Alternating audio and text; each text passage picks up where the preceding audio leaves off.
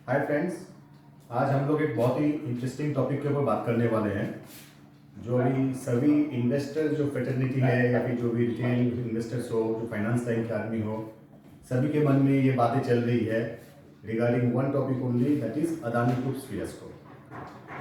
अभी ज़्यादातर जो लोग भी शेयर मार्केट या फिर फाइनेंस रिलेटेड फील्ड से जड़ित है या फिर जिन लोगों को थोड़ा भी नॉलेज रखते हैं या फिर न्यूज़ को गो थ्रू करते रेगुलर बेसिस पे, तो उन्होंने उन सब ने ही वो एक न्यूज़ आर्टिकल देखा होगा कि हिंडनबर्ग बोल के एक रिसर्च फर्म है जिसने एक रिपोर्ट पब्लिश किया कि अदानी ग्रुप में बहुत सारी प्रॉब्लम्स चल रही है।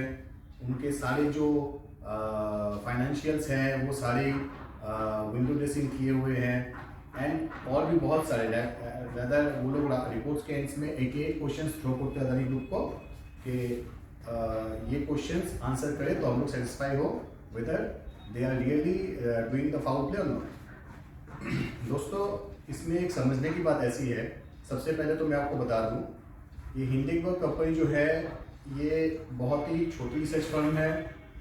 इन लोगों का एम्प्लॉय बेस भी बहुत छोटा है और इन्होंने अपने रिपोर्ट में खुद ही कहा है कि ये लोग लास्ट 2 साल से रिसर्च कर रहे हैं इस बारे में।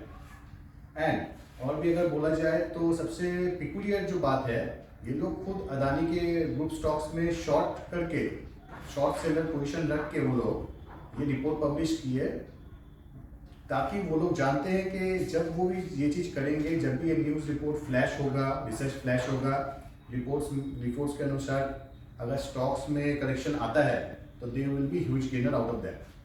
तो अभी इसमें सबसे बड़ा चीज़ पता चलता है कि ये जो रिसर्च इन्होंने निकाला है वो सही है, गलत है, कंपनी उसको अपने हिसाब से एडजस्ट करे या एड्रेस करे या फिर जो भी करे, बट इन बंदों का मोटिव ठीक नहीं था कि इन्होंने अपने फायदे के लिए इन्वेस्टर्स का सेंटिमेंट को बर्बाद किया।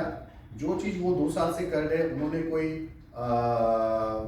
रनिंग टाइम पे कोई अलग अलग से कोई रिपोर्ट पब्लिश नहीं किया। इवन रदर उन्होंने ऐसा डेट चूज किया जैसे 24 जनवरी 2023 को वो लोग 2023 को वो लोगों ने वो रिपोर्ट पब्लिश किया, जहाँ पे अदानी का इंडिया का one of the highest FPO जो 27 जनवरी को रिलीज होने वाला था, ओपन होने वाला था, उसके पहले। तो their motive was clear that they want to get benefit out of this total fiasco. अब बात ऐसी है कि उन्होंने जो क्वेश्चन थ्रो किया वो कहाँ तक सच है, कहाँ तक गलत है, ये अपने अगर थोड़े भी सोचे तो आपको मैं बता दूं कि अदानी ग्रुप में total date around 2 lakh crore के करीब है।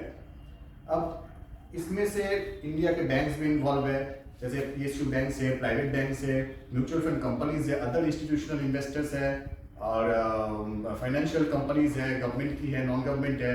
तो एंड कोई भी फिनांस बैंक्स करे चाहे फाइनेंशियल कंपनीज करे, तो वो लोग कोई भी बॉरोवर के फाइनेंशियल्स को बढ़िया से चेक करते हैं, अप्राइजल करते हैं।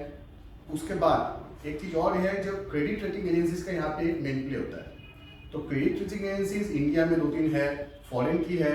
तो कोई भी जो इन्वेस्टर्स है, बी इट अ बैंक जो लो लेंडर्स है या फिर इन्वेस्टर्स है, तो वो लोग क्रेडिट रेटिंग एजेंसीज के रिपोर्ट्स को गो थ्रू करते हैं, कंपनीज के फाइनेंशियल्स को स्टडी करते हैं, उसके बाद वो डिसीजन लेते हैं। तो उसके बाद आप अगर जाएं, जो क्वेश्चंस उन्होंने रेज किया है, तो उसके मतलब उसके अनुसार गवर्नमेंट के जो बॉडीज है, सेबी है या फिर कस्टम अथॉरिटीज है या फिर इनकम टैक्स अथॉरिटीज है, तो उन्होंने किसी ने भी कुछ भी नहीं देखा। इतने सारे उन्होंने क्वेश्चंस किया, उनके अनुसार सबकी आंखें अंधी है, किसी ने कुछ नहीं देखा है। तो ऐसा अगर हो तो they are questioning the total system of our finance control of our country. तो अगर ऐसा है तो it's a very big issue for investor sentiments, be it foreign और डोमेस्टिक। तो इसके लिए अपने को क्या है कि थोड़ा तो वेट करना चाहिए कि कंपनी की तरफ से क्या फीडबैक्स आती है। एंड अब अपने और अगर देखें तो सिर्फ अब जैसे आप अगर गो थ्रू करें हिंडनबर्ग की रिपोर्ट को, तो उन्होंने कहा है कि मॉरिशस बेस्ड या फिर और भी साइप्रस या फिर दूसरे कंपनी जो टैक्स हेवेंस है, उनके वहाँ से उन्होंने शेल कंपनीज के थ्रू से इन्वेस्टमेंट्स वगैरह कराई है, शेयर प्राइस को मैनिपुलेशन किया, सब कुछ किया है।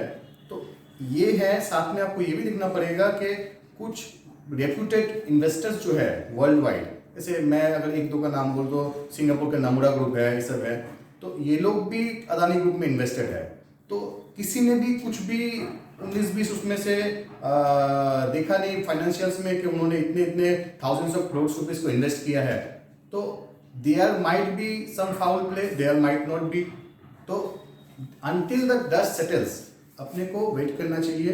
एंड ये कंपनी जो है Hindenburg, they are solely doing this for their own benefit, not for public के अवेयरनेस के लिए नहीं कर रहे हैं। They are totally challenging the system of Indian financial control by the regulators or capability of understanding of financials of Indian domestic investors or other investors also।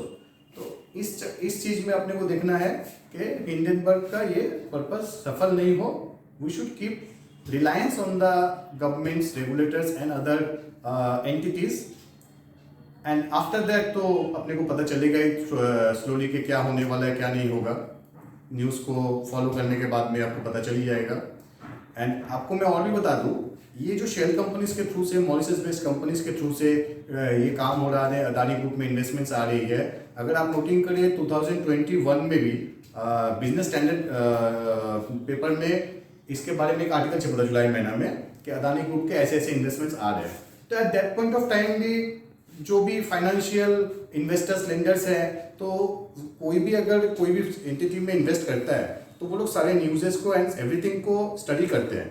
तो उस जगह पे देखा जाए जो वो पहले भी रिपोर्टेड था, उसके बाद भी अगर सबने इन्वेस्ट किया है, कैसे किया है, नहीं किया है, तो there might be some rational and it is not के फुल ग्रुप इज होक्स। क्योंकि अपने अदानी के रेगुलर बेसिस पे कुछ कुछ चीज़ों में कस्टमर्स है, जैसे अगर आप महाराष्ट्र से बिलोंग करते हैं तो वहाँ के इलेक्ट्रिसिटी से देख सकते हैं, गैस कंपनीज की जो गैस लाइन सप्लाईज है, या फिर अपने अदानी ऑयल्स वगैरह का जो एडिबल ऑयल्स को कंज्यूम करते हैं। तो ऐसी बहुत सारी चीज़ें, पोर्ट्स का उनका बिजनेस रियल है, एयरपोर्ट्स का बिजनेस है। तो ये सारी चीज़ें तो उनके रियल बिजनेस में फॉल करती है जहाँ पे कैश फ्लो रेगुलर है। हाँ, अपने बोल सकते हैं जो उन्होंने ग्रीन एनर्जीज में इन्वेस्ट कर रहे हैं थ्रू अदानी ग्रीन एनर्जीज, या फिर उसमें जो बड़ी बड़ी कंपनीज को उन्होंने टेक ओवर किया है thousands of crore rupees invest कर करके, तो सब्सटेंशियल इन्वेस्टमेंट इन सब कंपनीज में जहाँ पे किया गया है वहाँ से रिटर्न आने में थोड़ा टाइम लगता है, पेबैक पीरियड इनका हाई होता है, क्योंकि ये एक न्यू टेक्नोलॉजी पे अपने शिफ्ट कर रहे हैं। तो foul play is there on part of Adani और नॉट, ये कुछ समय के बाद ही अपने को पता चलेगा।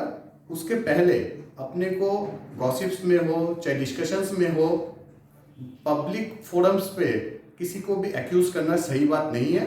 अपने को वेट करना चाहिए for proper clarification from regulators and the company, and then we should take suitable decision so that our funds stay at good hands and अपने राइट एंड कंक्लूसिव डिसीजंस ले सके। Thank you friends.